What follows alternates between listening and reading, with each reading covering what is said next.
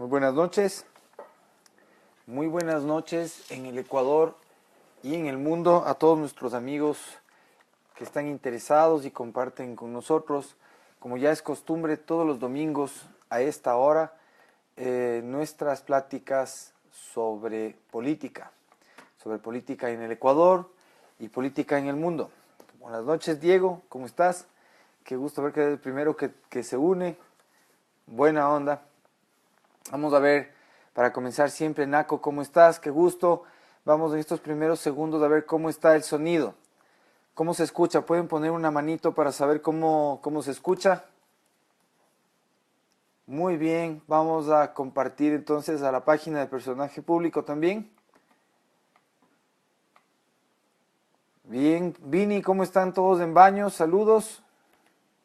Estamos compartiendo nuestra transmisión a la página de personaje público también. Javier, Lore, ¿cómo estás? Qué gusto. José Elías, gracias por el reporte de señal. ¿Algún otro reporte de señal, por favor? Muy bien. Muy bien, bueno, el día de hoy, amigos, tenemos varias novedades que comentar, como siempre, dentro del tablero político. Las cosas en el Ecuador se mueven a una velocidad un poco más dinámica que en las últimas 3 semanas. Hay cambios importantes. Saludos en Guayaquil, Miguel. Hay algunas movidas nuevas. Los candidatos marginales, que podríamos dividir en 2 grupos, entre los opositores marginales y los correístas marginales, van a empezar su carrera por el enorme esfuerzo de sobrevivir con porcentajes mínimos que les permitan mantenerse jugando en el tablero electoral. Algunos de ellos desistieron ya de la posibilidad de jugar con candidatos presidenciales propios. Edgar, qué gusto a los años. Pero muchos de ellos han tratado de formar, Patricio y Rita, qué gusto, han tratado de formar alianzas nuevas. Entonces el día de hoy, como siempre, vamos a meternos con el tablero electoral. Vamos a hablar desde ese punto de vista y esta semana en particular de las estrategias de los débiles contra los fuertes. La próxima semana hablaremos de las estrategias de los fuertes contra los débiles. Esto con motivo de una convención que se lleva a cabo en Quito, en donde muchos de los consultores políticos de campaña electoral se han dado cita para, obviamente en periodo electoral en Ecuador, buscar clientes entre los candidatos presidenciales y entre los candidatos a la Asamblea Nacional. Permítanme un segundo chequear la señal por última vez en la segunda página. Tenemos que estar seguros de que funciona. Efectivamente está al aire. Yoma, ¿puedes pasar caminando? Salude, pase la manito a la gente. Hola, muy bien, no hay problema. Sí, con esto de las nuevas actividades que tenemos desde esta semana, apoyando una de las campañas puntualmente, resulta que los horarios es otra experiencia que les quiero comentar. Cómo funciona la dinámica del movimiento de la preparación de campaña. Es algo terriblemente intenso. Los horarios se vuelven cortos, mucho más cortos de lo que uno podría creer. Pero entonces, Diego Carrasco, perfecto, sobre el tema de la cumbre, nos dice 75% show, 25% contenido. Son muchos los comentarios que he escuchado en ese sentido, viniendo de Diego Carrasco, que de hecho es uno de los más connotados expertos en la materia en el mercado local ecuatoriano. Es un comentario a tomar en cuenta. En mi opinión, he podido conversar uno a uno con algunos de los consultores. Mañana, de hecho, todavía tengo algunas reuniones con algunos de ellos. Y debo decir que no he encontrado todavía algo impresionante o algo distinto de lo que existe en los manuales o en los libros de uso común que pudiera reportar como novedad. Si es que vamos con los temas de esta semana. En el tablero electoral, de nuevo, nos vamos a poner nuestra atención en cuáles son las jugadas de los más débiles en contra de los más fuertes. En ese sentido, vamos a encontrar que los candidatos más débiles van a tratar de anclarse en sus golpes o sus ataques o los más fuertes para, digámoslo así, poder subir de categoría. la mecánica es simple. Si quien concita la atención del público, que normalmente es el candidato que más está avanzando, tiene una cierta audiencia, todo lo que suceda en la periferia inmediata también se va a notar. Cuando ustedes se fijan, por ejemplo, en un futbolista famoso, es inevitable que sepan cuál es su equipo. Y es inevitable entender que su equipo va a jugar puntualmente un partido determinado contra alguien más. Ese otro equipo, ese contendor del principal, se vuelve visible al jugar con el principal. Y eso es lo que va a buscar el de menor categoría. En este caso, quien tenga evidencia de estar arrastrando menos interés o una menor audiencia de los eventuales prosélitos. Entonces encontramos que algunos de los candidatos tratan de atacar, sea el discurso principal, sea la estrategia, sea el plan de gobierno, pero sobre todo la personalidad, la forma o el discurso de sus contendores. Esto, sin duda, es un recurso, para usar un término sencillo, un recurso barato, un recurso que hay personas que le pueden denominar clásico. En mi personal opinión, es un recurso intelectualmente deficiente por representar solamente un camino simple. Es un camino vago. Es un camino vago al posicionamiento, a la espera de que quien está en el pole position, al frente del interés público, regrese a ver y conteste. Y al contestar, le posicione. Hemos visto algunas de esas demostraciones durante la semana, pero hemos visto otras estrategias, como por ejemplo la que utiliza, en este caso puntual sí voy a decir el candidato, en el primer caso no he dicho a la candidatura de quién me refiero como golpeador desde abajo hacia arriba, pero ella efectivamente lo está haciendo. Dalo, por otro lado, tiene otra técnica que es la de enamorar a la desencantada.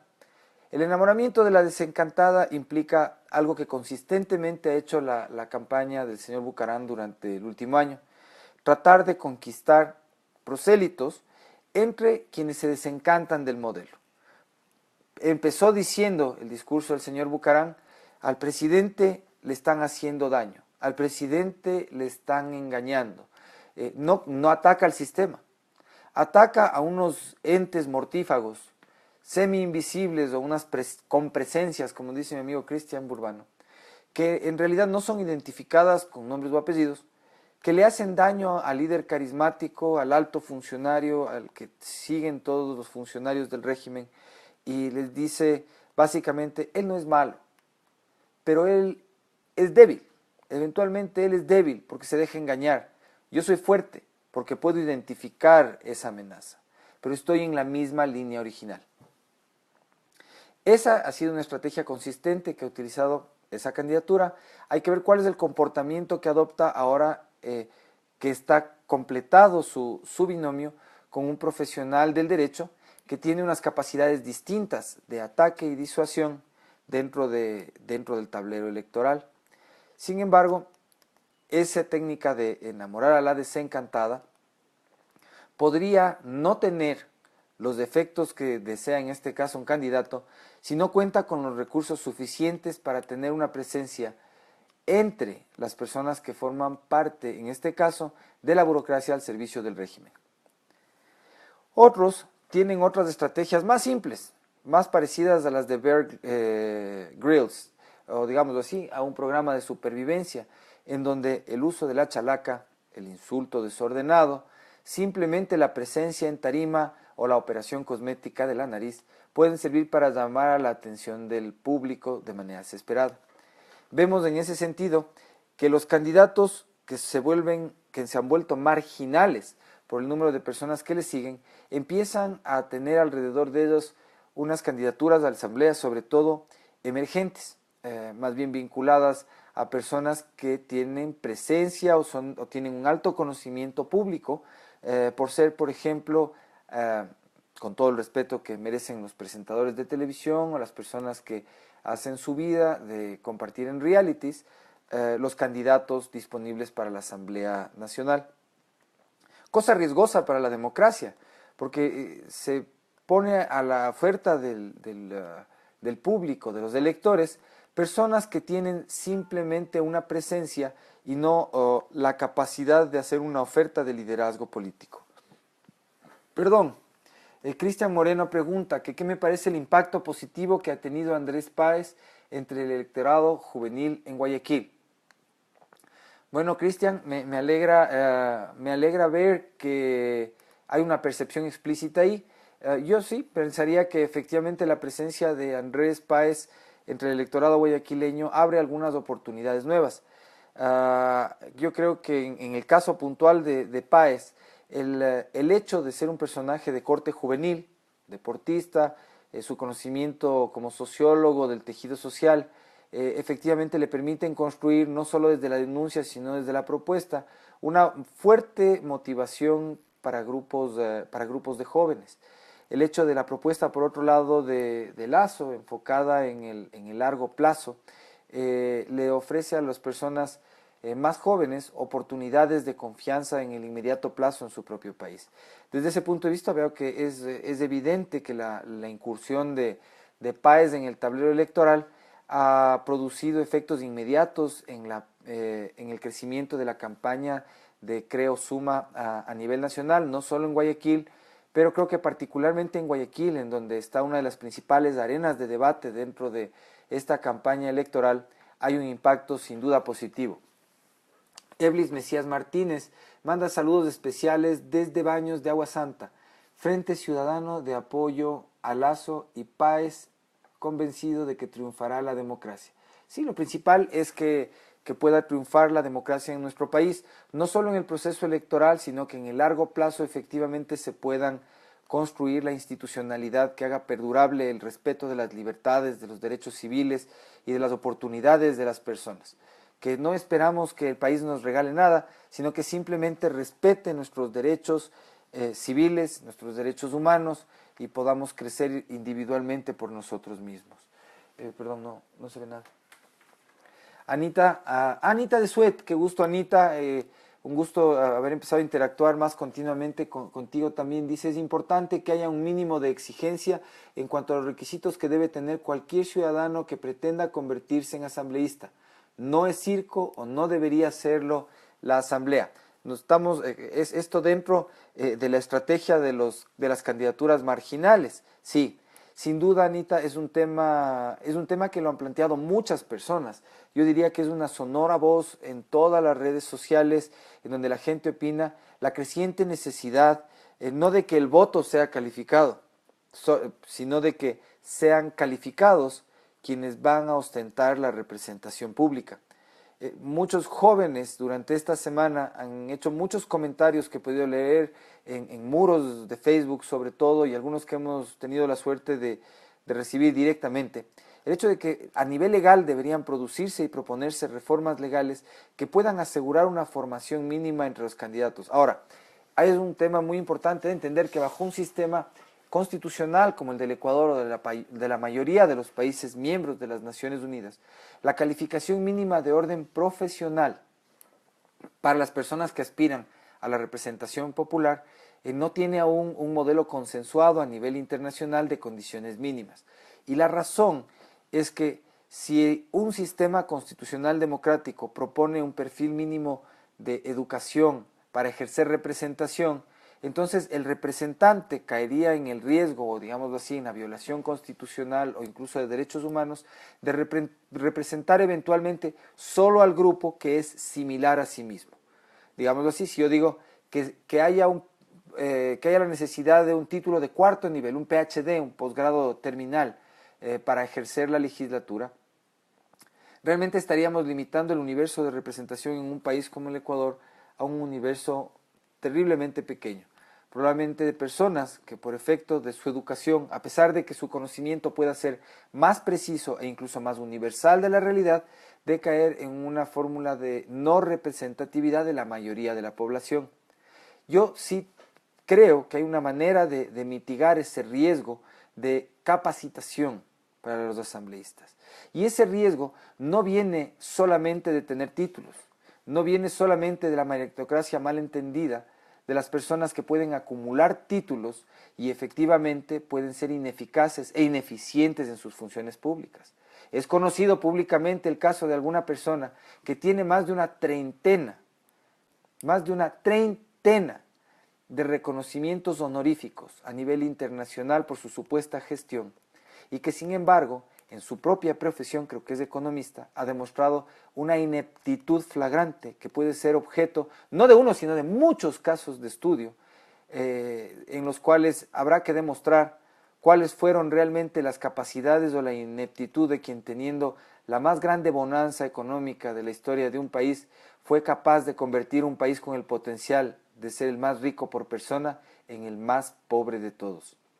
Eso habrá que ver. Entonces, los títulos académicos, los títulos honorarios, no son lo que demuestra efectivamente cuánto puede hacer alguien por la representación de su gente, más sí las actitudes de vida, las metas alcanzadas, los proyectos cumplidos. Esas son las cosas que realmente constituyen el mérito. La formación mínima puede demostrarse por un examen. Quien va a legislar debe y debería, eso creo yo, ser sujeto de un examen de valoración, primero del conocimiento del sistema constitucional, incluyendo todas las normas internacionales incorporadas por efecto de tratados y convenciones que haya firmado el Ecuador con otras partes y que se hayan vuelto parte del sistema legal. Es decir, sea o no sea un abogado, sea o no sea un ingeniero, es más, podría ser una persona que no fue a la universidad, deberá sí demostrar la competencia que tiene primero en el entendimiento de cómo funciona el sistema. No creo que sean necesarias, si ya se pone un nivel de evaluación de ese tipo, que se les tenga que hacer pruebas de lectura comprensiva o de lectura al menos en voz alta a las personas que van a ejercer estos cargos. Lo mínimo que se entiende de alguien que tenga la comprensión de estos sistemas es tener buena ortografía, una mínima oratoria, capacidad de comunicación, porque entonces de alguna manera podemos garantizar que pueden existir unas premisas al menos de debate con otras personas de otras tendencias, al menos dentro del legislativo. Pero no creo que el título universitario garantiza de ninguna manera eso. No creo que la certificación de un oficio lo haga tampoco, y menos las horas nalga que hacen muchos de los funcionarios de la Revolución Ciudadana sentados frente a foros en los que les echan porras a sus jefes y les echan vivas a las presentaciones de eterna planificación en las que se queda sumido el régimen. Sí, de nuevo, plantea la necesidad de hacer una evaluación de competencias mínimas sobre el sistema legal para poder acceder a una posición de representación popular, y sí, definitivamente, la demostración de una hoja de vida con ejecutorias, no solo con papelitos de soporte. Perdón. Por otro lado, dentro de las estrategias de los débiles hacia los fuertes, encontramos, y voy a tener que citar el caso puntual de la campaña de nuevo de Lazo y Páez, que esta semana han logrado un evento que tiene, digámoslo así, un récord histórico ideológico muy importante dentro de este proceso, que es el hecho de que hayan plegado un enorme número de socialdemócratas y miembros de la izquierda democrática hacia la candidatura de Lazo y Páez. Esto muy importante porque más allá de lo que el gobierno por sí mismo haya decidido, gracias presidente Noboa por la presencia en este foro, más allá de lo que, más allá de lo que el gobierno realmente quiera decir, más allá de lo que la izquierda democrática aprobada por el gobierno, izquierda democrática bizarra, haya querido aprobar por parte de él, haya querido decir en contra de Páez por haber recibido estas afiliaciones, lo cierto es que al haber plegado en favor de esta candidatura personas que ocuparon cargos públicos, que ocuparon cargos de responsabilidad ideológica dentro de esa organización política, queda claro que las nuevas máquinas electorales amparadas en las posiciones del gobierno en realidad no han servido para evitar que plieguen estos socialdemócratas a un verdadero y consistente liderazgo. A ver, ¿cuál estamos viendo? Francisco Saona. La formación académica no necesariamente ha sido una garantía de manejo político en términos técnicos o éticos en el actual régimen, que hace gala de los perfiles profesionales de sus integrantes hace gala de los perfiles profesionales de sus integrantes y considero que los resultados no son equivalentes a la cantidad de títulos y horas de estudio de las personas. Ejemplo terrible de esta semana, he visto en redes y no quiero creer que lo que he visto es lo que dicen las redes. Una ex jueza, no sé si es exfuncionaria judicial, pero es una persona que aparentemente ha sido jueza, alguien que estaba calificado para impartir justicia, para tener en sus manos el decidir básicamente sobre el destino de ciudadanos ecuatorianos o de personas haciendo negocios o actividades en el Ecuador. Tuvo el despliegue de prepotencia, mala educación y mal ejemplo de todas las costumbres que se puedan demostrar al haber sido objeto de una detención de flagrancia por parte de oficiales del orden público, al no querer primero pagar la cuenta en un restaurante y después haber insultado de una manera, odio los calificativos, pero voy a tener que decirlo, de una manera, no voy a usar, ya dije, no voy a usar malas palabras en este espacio, pero de una manera horrible, en la que esta mujer ha demostrado que dentro del régimen, las personas que acceden a posiciones, incluso de administración de justicia, reflejan el verdadero espíritu del socialismo del siglo XXI. Un populismo vestido de mujer elegante, vestido de ropa cara, pero que por dentro no es más que los peores hábitos del lumpen del que cualquier sociedad se quiere librar. Es una vergüenza. Es una vergüenza que el régimen que tenemos esté formado con personas como esta persona, de la que espero, de nuevo, jamás haya sido juez, y espero que esto sea un montaje y una farsa de parte de los opositores, y que una persona como esa jamás haya tenido el destino de otros en la administración de justicia en sus manos. ¿Cuál? Anita de Sued. Anita me dice que esta es la jueza que condenó al capitán Ortega. ¿Alguien me puede confirmar? Eso sí que sería un horror. Eso sería un horror. O sea, esta persona que tiene esta conducta deplorable, repugnante, y perdonen que ya se me fue, es quien ha juzgado a uno de los más valientes oficiales de la Marina ecuatoriana, que además es un ciudadano ejemplar, que nos ha demostrado en qué consiste el valor de llevar un uniforme y de plantearse una posición firme y públicamente abierta, asumiendo su propio riesgo personal frente a la autoridad para hacer respetar sus propios derechos humanos y los de todos los ecuatorianos. Una persona como esa no puede haber juzgado a un héroe nacional. Una persona como esa no puede haber juzgado a un ciudadano ejemplar. Una persona como esa no puede ser parte del servicio público, no solo no puede ser un juez. Esa es una evidencia más de por qué tenemos que sepultar el socialismo del siglo XXI. Hagámoslo en esta oportunidad por la vía democrática mientras podemos. Porque eso que está en esos videos lo que nos demuestra es cómo vamos a paso de ganadores directamente a Venezuela, a hacernos Venezuela. Es terrible, es vergonzoso. Antonio Cure pregunta, ¿considera usted que Lenin entrará con seguridad a la segunda vuelta? Yo creo que Lenin puede entrar a cualquier parte rodando fácilmente si se ajusta bien el cinturón de seguridad y es empujado por las huestes de clones, sobre las huestes de clones que construye el socialismo del siglo XXI. Yo no veo que ellos entren con seguridad. Creo que tal vez Lenin Moreno entre a la segunda vuelta con impunidad. Creo que Lenin Moreno tal vez entre a la segunda vuelta con trampa. Creo que Lenin Moreno tal vez entre a la segunda vuelta con la indolencia de las personas y con el miedo de las personas que todavía no se activan en favor de una causa clara, en favor del cambio. Pero esa es nuestra responsabilidad como ciudadanos, la de todos los que estamos participando aquí, concientizar a todos de la necesidad de despertarnos hacia ese cambio antes de que suceda eso, de que entren a la segunda vuelta con seguridad. Edgar dice, Pedro, es sumamente preocupante las candidaturas que suenan para la asamblea, siguen priorizando la popularidad a la capacidad. Es el utilitarismo, Edgar, lamentablemente un fenómeno que no solo es propio del Ecuador, sino de toda la región latinoamericana. Lo mismo hay en los Estados Unidos. La semana pasada analizábamos entre los elementos con los cuales Donald Trump venció a Hillary Clinton, uno de ellos particularmente al que se denomina el efecto Jesse Ventura, en donde incluso sociedades que parecen mejor instruidas o más informadas como la estadounidense caen fácilmente en la trampa de venderse, de entregarse en manos de imágenes que consideran populares, en lugar de escuchar y exigir no solo los discursos, sino las precisiones que demandan liderazgos sanos que puedan ser realmente constructivos para la sociedad.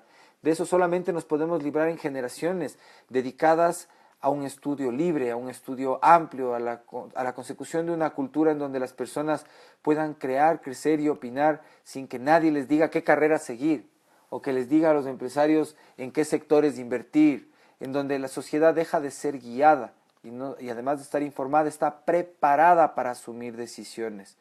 Mientras en nuestro país los jóvenes estén preparados para llenar formularios y no para crear máquinas, para construir soluciones, para soñar obras de arte, para conceptualizarse de otro tamaño del que realmente podemos ser los ecuatorianos, entonces definitivamente una gran mayoría de la población corre el enorme riesgo de votar no por quien necesita, sino por quien aparece más veces frente a sí. Jorge Acosta, qué gusto. Saludos. Para hacer política no es suficiente la presencia pública como artistas, cantantes, deportistas, como tampoco es suficiente el título académico de intelectuales y académicos. También hemos tenido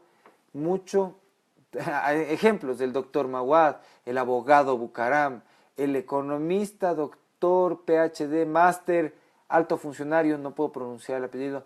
La condición fundamental debe conocer los problemas nacionales y sobre ellos deben proponer soluciones de ley que deben obligar a los candidatos por ahí está claro. Jorge Acosta, líder, como hemos dicho, de los trabajadores en el agro ecuatoriano, coincide plenamente con lo que hemos dicho aquí y esa es una tranquilidad. Jorge, gracias por ese comentario. Cristian Burbano, al votar se debe elegir entre representación y capacidad de gobierno. Siempre es refrescante escuchar de un joven líder como Cristian Burbano, el Burbanator, una posición sumaria tan precisa para el entendimiento de todos, así que la voy a repetir. Al votar se debe elegir entre representación y capacidad de gobierno. Es una manera clara de decirlo así. A ver, tenemos otro por aquí, Jorge Espinosa. El terror del gobierno a que Fernando Villavicencio dentro de la asamblea fiscalizando se volvió muy obvio. Hay que explotar eso. Valga la oportunidad en este momento nuevamente para solidarizarme con Fernando Villavicencio, con su familia, con sus amigos, con su equipo de trabajo, con todos los periodistas e investigadores que lo han acompañado durante todos sus años de valiente gestión, pero sobre todo también a sus seguidores y a quienes han auspiciado y creen en su candidatura como la oportunidad de llevar un valiente fiscalizador a la Asamblea Nacional. Lo que está sucediendo con Fernando es realmente la caída en el tecnicismo para explotar la desarticulación de un liderazgo necesario en la Asamblea. Yo espero y tengo fe que los abogados al frente de la causa, en este caso, en contra de la impugnación planteada por Gustavo Baroja en contra de la candidatura de Fernando Villavicencio, tengan todo éxito en favor de las personas que creen en la capacidad y la necesidad de la presencia de Fernando Villavicencio en la Asamblea. Toda solidaridad para ti, Fernando, y toda solidaridad para tu familia nuevamente. Roy, ni siquiera elegante. Está hablando de la señora supuestamente ex jueza. Ni siquiera elegante. Todo menos eso. Simples oportunistas que se amparan en el poder regalado por sus patrones para complacer sus más bajos caprichos. Y de paso los suyos, porque por sus propios méritos jamás hubieran logrado nada. Es la unión de los miserables con los miserables para volver miserable a toda la sociedad. De alguna manera creo que vale la pena verlo así. Yo creo que solo alguien que está hurtando y sacando provecho de los demás de una manera enfermiza se le puede ocurrir hacer gala de estar cometiendo crímenes, de estar causándole daño masivamente a toda una nación y todavía decir que quieren ir por más. Anita dice, ¿dónde está la seguridad jurídica? Que se atraigan inversionistas, que vean al país como un socio confiable. Anita, la seguridad jurídica está en nosotros.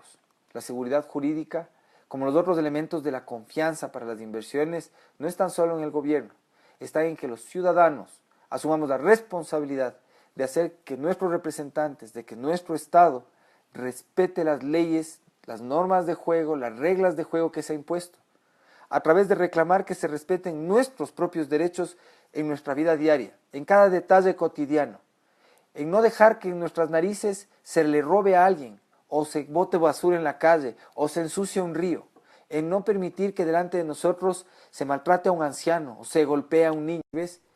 Perfecto, disculpen, se interrumpió un segundo propio. Si nosotros queremos tener una capacidad real de exigir al gobierno, más allá del mero evento chatístico en el internet, más allá de lo que antes era el mero comentario de cafetín, tenemos que nosotros mismos empezar a construir la seguridad jurídica a través de exigir nuestros derechos, de reclamar nuestra posición de usuarios de servicios públicos, de reclamar nuestra posición de consumidores de bienes y servicios entre nosotros dentro del sector privado, de exigir el cumplimiento transparente de las normas de la función judicial, dentro del foro profesional de nuestros colegas abogados, aprender a pararnos firmes frente a un Consejo Nacional de la Judicatura que está para que la justicia funcione a nivel procesal. No solo depende de quién está el gobierno entonces, no va a depender ahora y no dependerá cuando el cambio llegue en el próximo gobierno. Va a depender de que nosotros sepamos exigir nuestros derechos y de que quienes elijamos para que nos representen, para llevar a cabo fiscalización, tengan la capacidad, tengan la condición moral, la decisión y la actitud correcta para hacer que eso suceda. Frederick Cervantes, bueno, ya volvimos a conectarnos. Fernando, saludos. Conito, gracias por ese reporte. Diego nos dice, para hacer política se necesita decisión para mojarse el poncho. Gracias por las felicitaciones por eso y sugiere que sean menos payasos y artistas. Bueno, solo aclaro una cosa, yo no creo que valga la pena ni criticar a los payasos por payasos ni a los artistas por artistas. Y al revés, yo creo que los artistas en un proceso político como este, y les hago un llamado a los artistas plásticos, les hago un llamado a los artistas músicos, a los artistas escénicos, que nos ayuden a construir, como hace Carlos Michelena, un nivel de sensibilización y propuesta que pueda visibilizarse ante todo el mundo. El imperio populista no va a cejar en su intento por perennizarse, no va a cejar un solo instante en construir su ejército de clones para en el largo plazo asegurar su permanencia en el poder.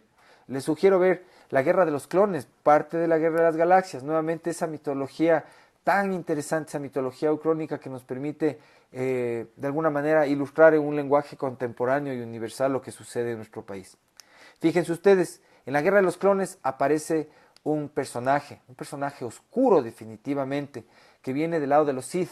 Les dejo de tarea que vean la película, pero aparece un venerable general, oscuro personaje, que parece en un momento un héroe, se llama, no me olvidé el nombre, pero enseguida les voy a decir, busca por favor La Guerra de los Clones, es el Conde Dooku, La Guerra de los Clones, de la Guerra de las Galaxias. Pero sí, entonces el Conde Dooku, que viene a ser un venerable general, empieza a ayudarle a Darth Sidious, al emperador Palpatine, ese entonces todavía canciller, un ejército secreto de clones, algo así como unos zombies votantes, ¿no? Entonces la mayoría del entorno digamos así, de todas las tribus y todas las naciones alrededor de la República, en realidad pelea a partir de un ejército de clones para luchar en contra del general, de este venerable y oscuro personaje. Pero no se da cuenta de que en la construcción de ese ejército solamente aumentará, eso viene en la saga, en la siguiente película, el poder del miserable emperador. Algo parecido pasa en países como el Ecuador, como en una figura que a título de venerable se presta y se regala realmente para configurar un mayor poder en manos de quien quiere capitalizar todo para sí mismo y erigirse emperador. no se pierdan esa película porque les voy a tomar lección la próxima semana y se den cuenta ustedes más o menos de que podría ser hasta premonitorio lo que nos dice esta serie de la Guerra de las Galaxias. Eblis de nuevo dice, podemos tocar el tema del feriado bancario y hay muchas confusiones en la sociedad, por favor, Pedro. Sobre este tema. Y me han pedido que aclare un poco el asunto con relación a Guillermo Lasso. Lo que tengo hasta el momento es evidencia de que en una línea de tiempo que comienza en el gobierno de Maguad y hasta su final en el feriado bancario, la intervención directa de Guillermo Lasso, sin haber sido abogado de él ni nada, solo leyendo documentación, es una línea de tiempo muy clara en donde se puede visibilizar quiénes fueron las personas que asumieron las decisiones que condujeron al feriado bancario, con nombres y apellidos. Y entre esos nombres y esos apellidos, en mi propia experiencia como abogado, puedo decirles que no he podido verificar de ninguna manera la presencia o la incursión o la responsabilidad de manera alguna del señor Guillermo Lasso. Esa es una opinión mía personal, además profesional, no es una defensa del señor Lasso, sino simplemente mi opinión respecto de que él no tuvo nada que ver con el feriado bancario. Juan Ramiro Mayorga Espín dice, Moncayo y Viteri hablan de democracia. Recordemos que con la caída de Bucaram le correspondía a Rosalía Arteaga asumir la presidencia, pero no lo permitieron y le pusieron al Alarcón porque Moncayo y Viteri no hicieron respetar la Constitución. Ok, Ramiro Mayorga nos da una opinión muy interesante con la que coinciden muchísimos analistas políticos e historiadores en el Ecuador. Y yo añadiría a esto lo siguiente: al irrespetar la presencia de Rosalía Arteaga en la presidencia de la República, más allá del acto valiente que tuvo ella como vicepresidente de la República de asumir las funciones como le tocaban, yo no voy a criticar la habilidad política de Fabián Alarcón, el cual por algo es conocido en el medio político del Ecuador como cinturita, no por sus formas físicas, sino por su habilidad política. Pero al dejar a Rosalía Arteaga al margen por la incursión directa del venerable general, en realidad lo que sucedió es que se dejó a la mujer ecuatoriana fuera de la posibilidad real de demostrar lo apta que estaba para ejercer un buen gobierno de alta calidad. En lo personal, he tenido el gusto de ver personalmente a la señora Arteaga, no puedo decir que la conozco mucho de cerca, a pesar de que a partir de haberla conocido personalmente, he tratado de enterarme de su trayectoria política antes y después de la vicepresidencia y antes y después de su presidencia demasiado corta. Y puedo decir que el Ecuador se perdió de algo que hubiera valido la pena. Rosalía Arteaga debió haber sido presidente del Ecuador para completar el periodo y tal vez la historia republicana del Ecuador en este momento hubiera sido diferente. Tal vez Fabián Alarcón no hubiera llegado por accidente un año a la presidencia, sino que hubiera sido presidente 4 años como normalmente deben ser todos los presidentes. Tal vez el coronel Gutiérrez no hubiera sido presidente nunca, hubiera guardado para el recuerdo de su memoria su paso por el ejército igual como el número 1 de su promoción. Tal vez muchas cosas hubieran sido distintas, pero el hecho es que la historia del Ecuador sucedió como sucedió. Y en mi opinión lo que sí pasó es que por la injerencia e inacción del venerable general, el Ecuador se perdió la oportunidad de tener su primera mujer presidente de la República por un periodo que era el que demandaba el orden constitucional. Eso sobre ese tema puntual. Miguelito, Fernando Villavicencio perseguido por el correísmo, así es como lo hemos dicho. Diego, de esta manera, menos faranduleros tendrán espacio. Gracias por acoger la propuesta de cómo deberíamos llevar nuestros representantes al Congreso. Cristian Moreno, porque Viteri, si es opositora, no ataca al gobierno, sino al candidato más opcionado. Bueno, según la opinión de Cristian Moreno, Cynthia Viteri estaría operando conforme lo que hemos hablado en el tablero electoral, desde abajo como candidato en descenso, con la estrategia de pegarle al primero. Eso es básicamente lo que dice, entiendo, Cristian, y estoy de acuerdo con su comentario en ese sentido. Bridget, ¿cómo estás? Mauricio Manolo, bien. Yolanda Figueroa, Paul Hidalgo Carrasco dice, Pedro, ¿qué opinas de la calidad de candidatos para la Asamblea? Yo considero que los politiqueros se burlan de nosotros al poder esos candidatos.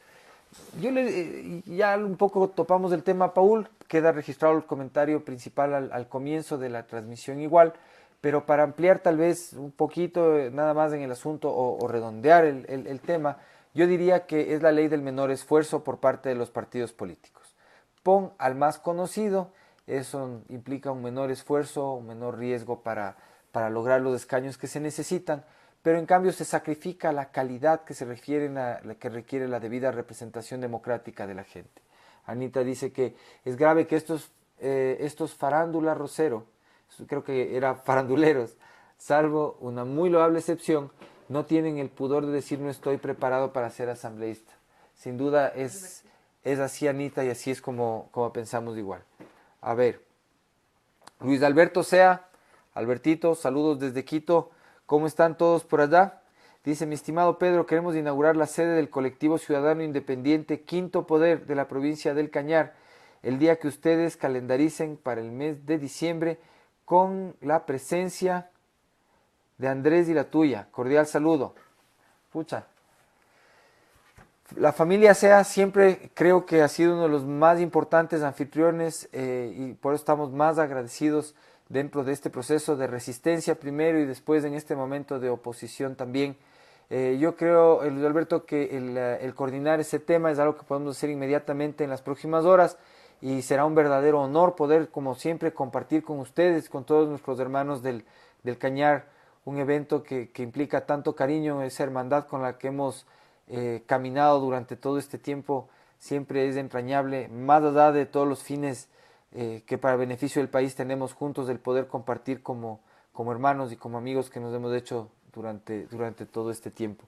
Así que gracias, Panchito, Paquito, vamos a hacer esa coordinación de inmediato. Flavio. ¿Es Flavio?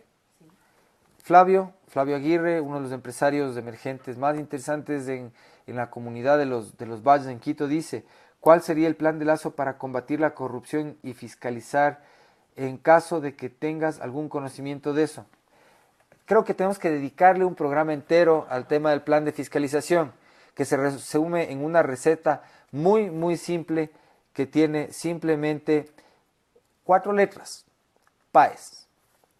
Así de simple, PAES. Esa es la garantía y ese es el camino de la fiscalización y de la recomposición de las instituciones por vía de la depuración del sector público ecuatoriano.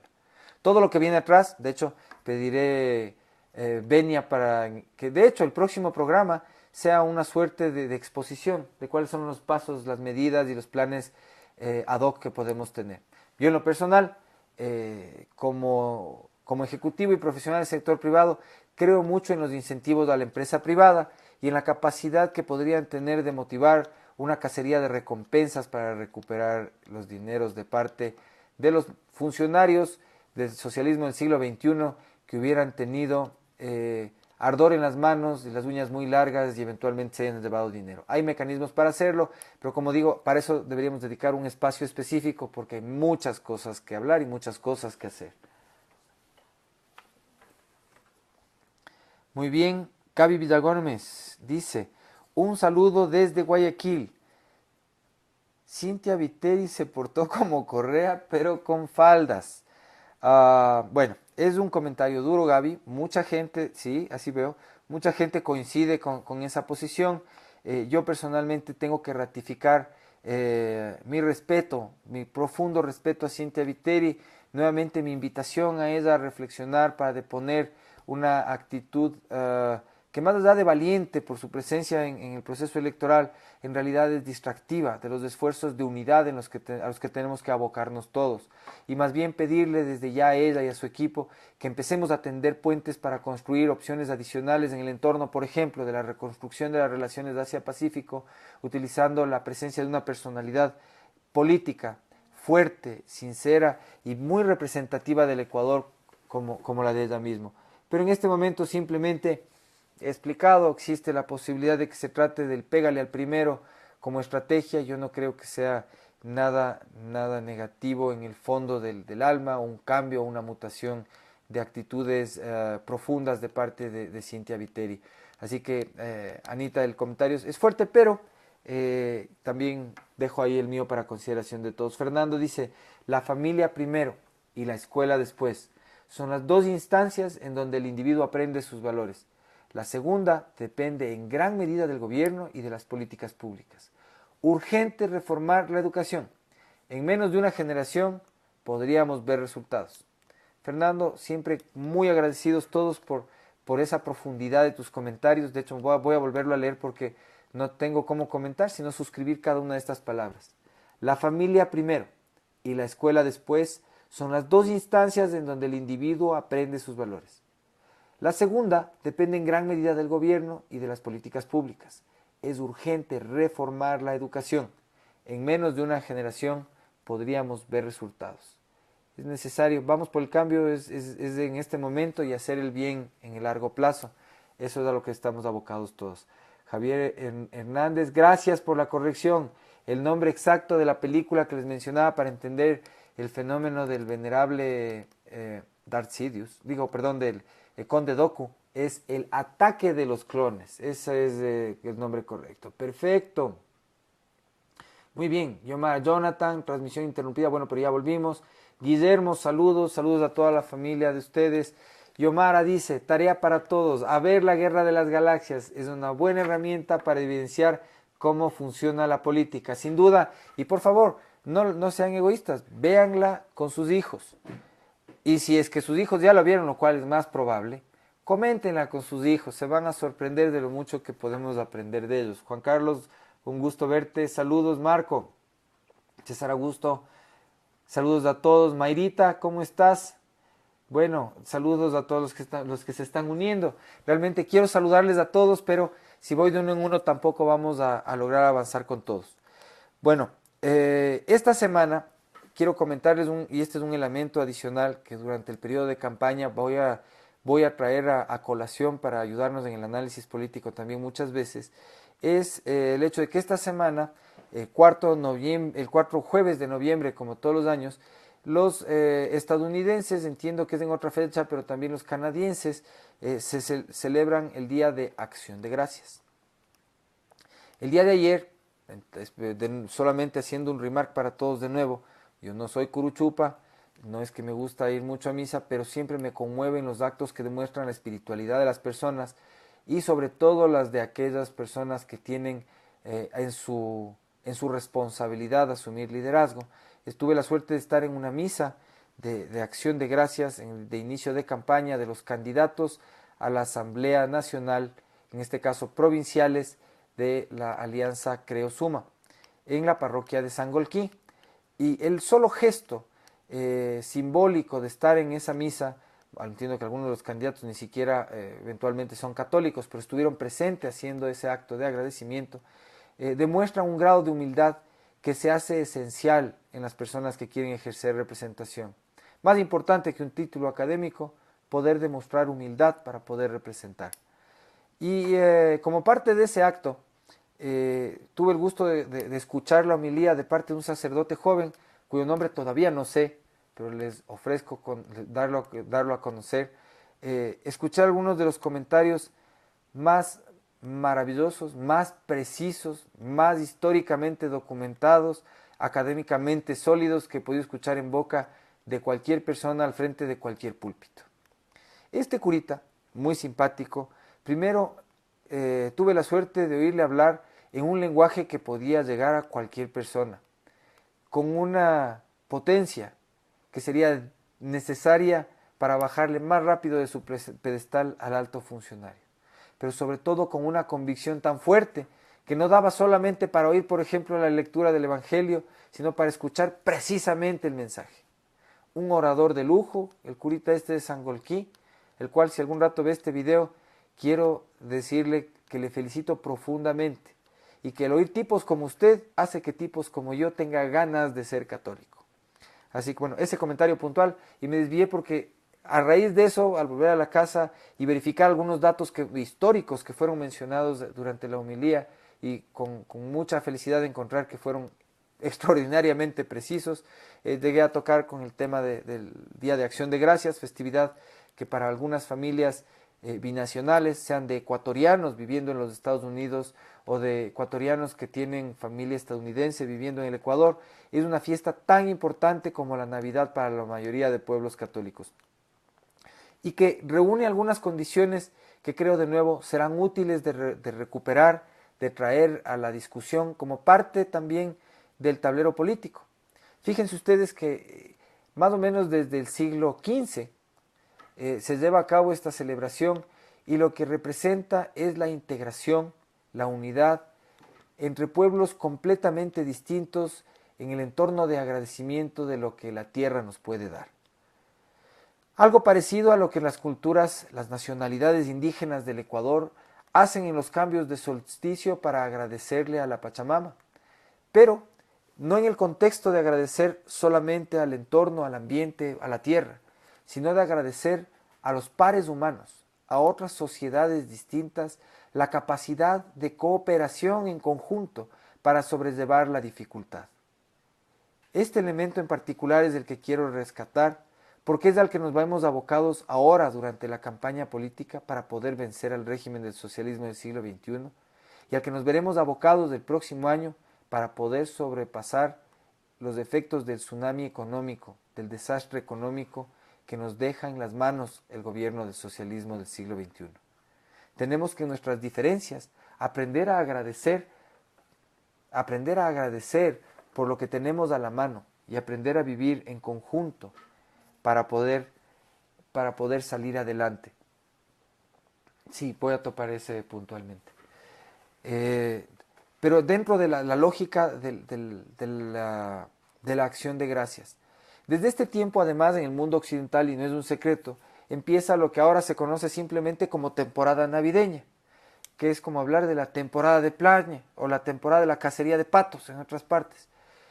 Hemos perdido realmente la noción de la importancia simbólica que tiene nuestra gratitud hacia los otros seres humanos, hacia la tierra, hacia el país, hacia la nación. Dentro de este periodo de elecciones, en donde la unidad es la que nos va a sacar del hueco, tenemos que aprovechar para empezar a hablar realmente de lo que tenemos, porque en los próximos meses vamos a empezar a experimentar la carencia de lo que perdimos. Y tenemos que levantarnos como un pueblo que tiene la valentía de no perder la capacidad de soñar ni la de construir, y de encontrar oportunidades en la dificultad, a través de las voces claras de líderes que tienen la capacidad y el conocimiento y la experiencia de recrear condiciones para volver a tener trabajo, de crear condiciones para volver a tener instituciones, como son Guillermo Lasso y Andrés Páez.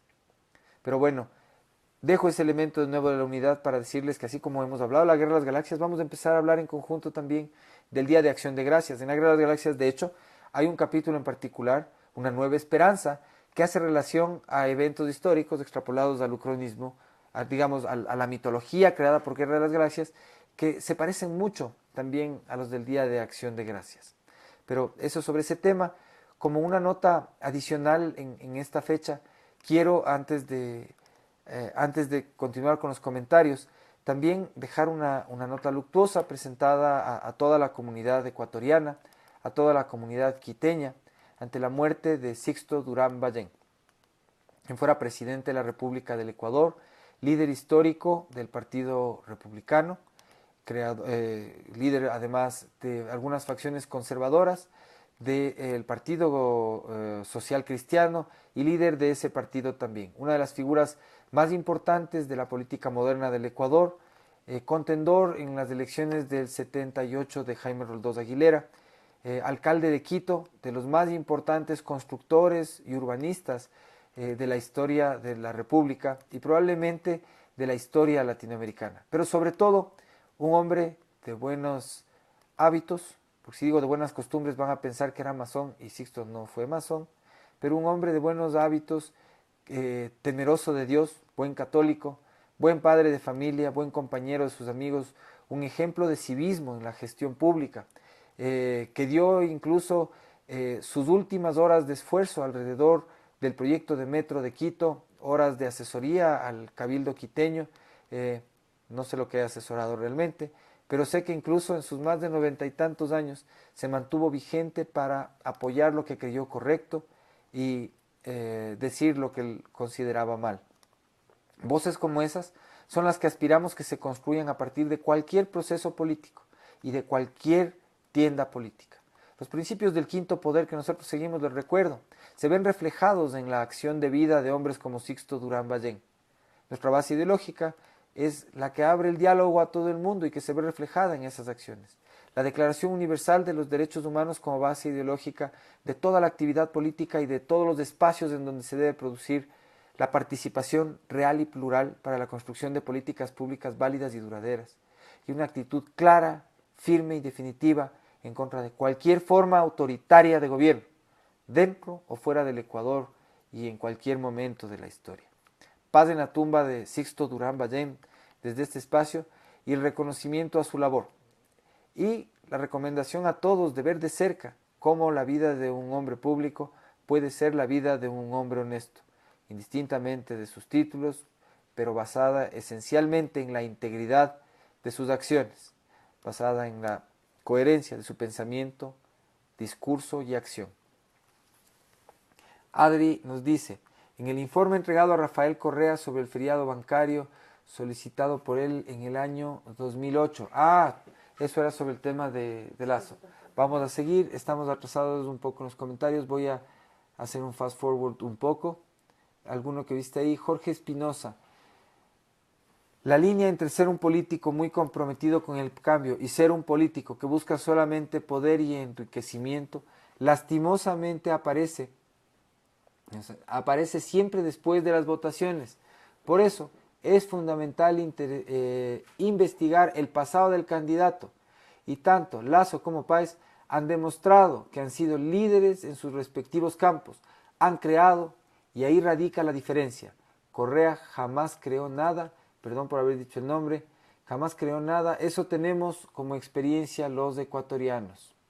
Gracias por el comentario, George. Giovanna dice, también no me parece justo que el gobierno no acompañó al sepelio ni funeral de quien en vida fue Sixto Durán Ballén.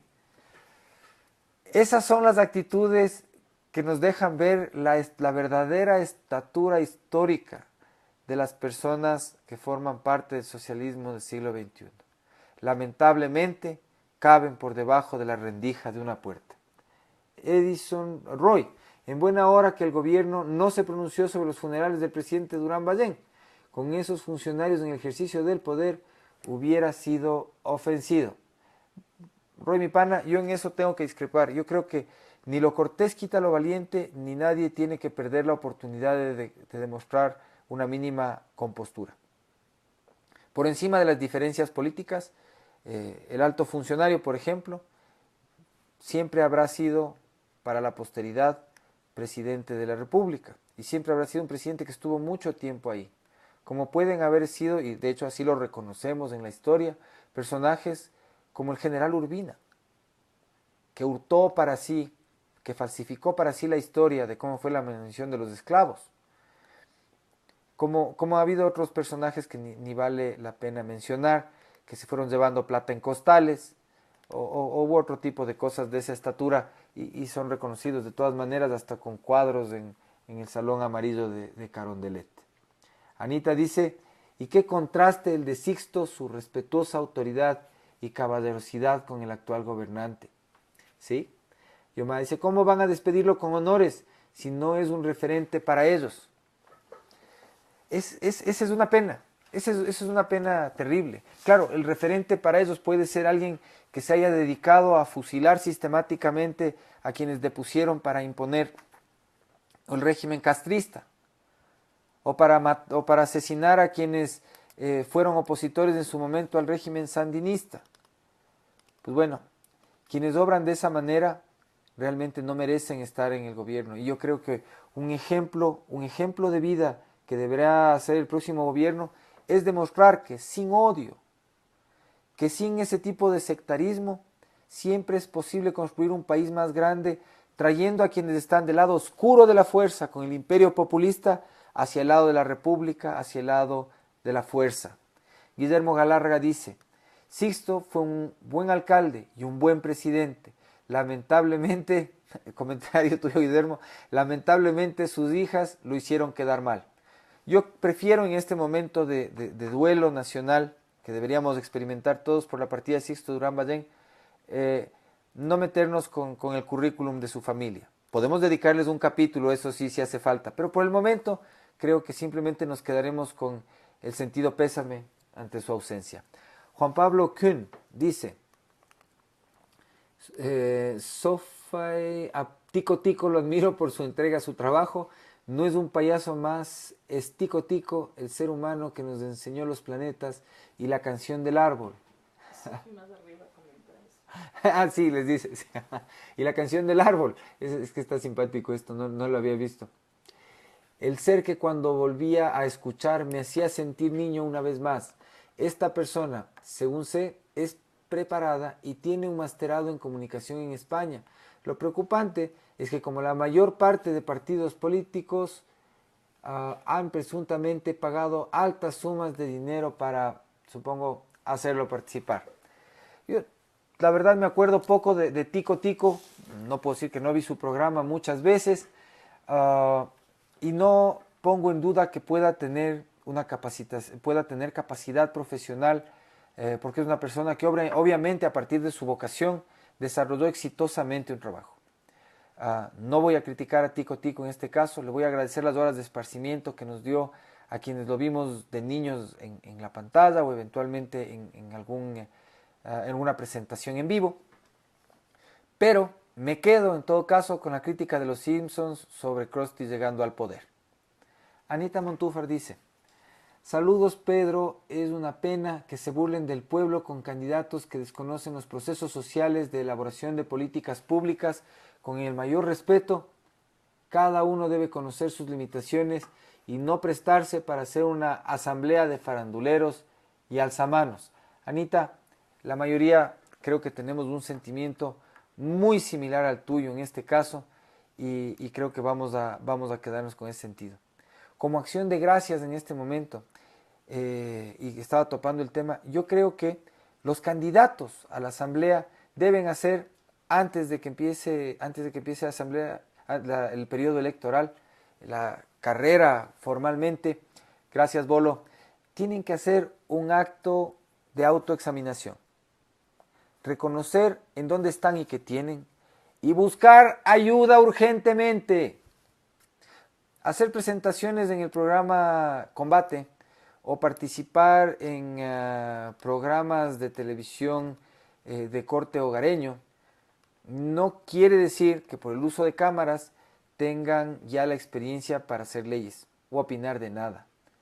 Un momento de humildad entre estos personajes públicos puede ser realmente algo útil y tal vez la tarea de todos los demás que pueden tener alguna idea de cómo funcionan las cosas, recogerles y abrazarles a los que se vean sobre todo más ignorantes y con potencial para llegar y tratar de en algo informarles y asesorarles para que no causen más daño del que personajes similares ya causaron durante este periodo de asamblea.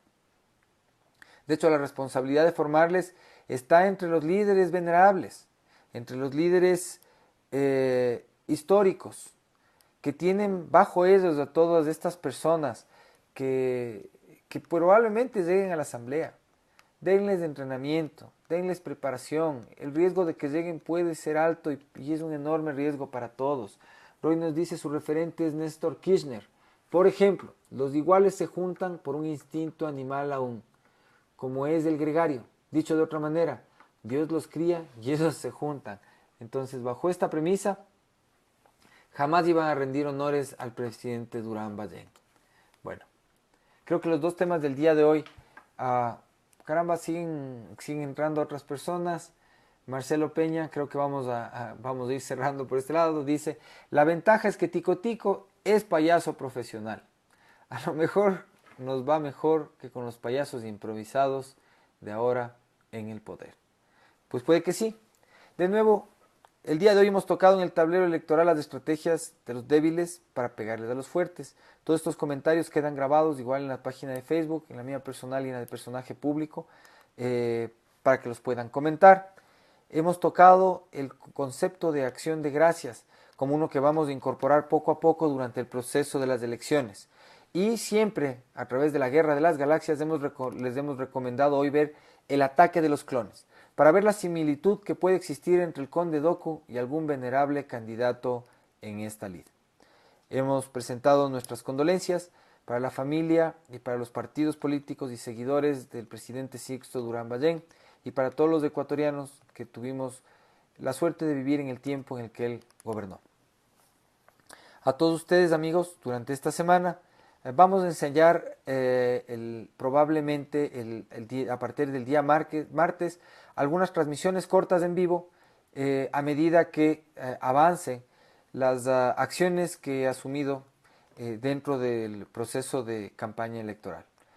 Simplemente para que compartan un poco el sufrimiento que implica tratar de hacer que la gente se una. Pero estoy seguro de que va a valer la pena. Y creo que de pronto puede servir para todos también como una buena experiencia de vida. Los comentarios que se presentan, como siempre, serán comentados en interno. Quiero hacer notar que durante esta semana he tenido montones, muchos más y muchísimos más, ahora estoy seguro de que son muchísimos más de ellos, comentarios de troles y trolos que atacan los comentarios que ustedes hacen en esta página. Durante la semana se dedican durante varias horas todos los días a poner comentarios negativos sobre quienes pensamos distintos, sobre quienes creemos en que el cambio es necesario. Emilio Gordillo, es el último comentario que voy a leer, pero quiero agradecerte por él. Dice, hay que recuperar el amor a la patria, el respeto a la familia, el respeto dentro de la familia, la honestidad, la confianza, las ganas de trabajar limpiamente, las ganas de emprender y la unión certera y pulcra entre el sector público y privado. Un reto grande para el gobierno entrante y en un mar contaminado de odio, viveza y mentiras. Emil, muchas gracias. Solo puedo contestarte diciendo, vamos por el cambio. A todos, feliz semana. Los comentarios de nuevo por interno los seguiremos contestando. Y sus críticas también sobre cómo podemos hacer más amplio este espacio y tener más observaciones que puedan ayudarnos a construir y compartir dentro de sus familias, dentro de sus trabajos, con sus amigos y colegas, y sobre todo que podamos llevar también a conocimiento de quienes van a asumir la responsabilidad de legislar y de gobernar por un nuevo Ecuador. Esta última. Y ni un paso atrás, dijo.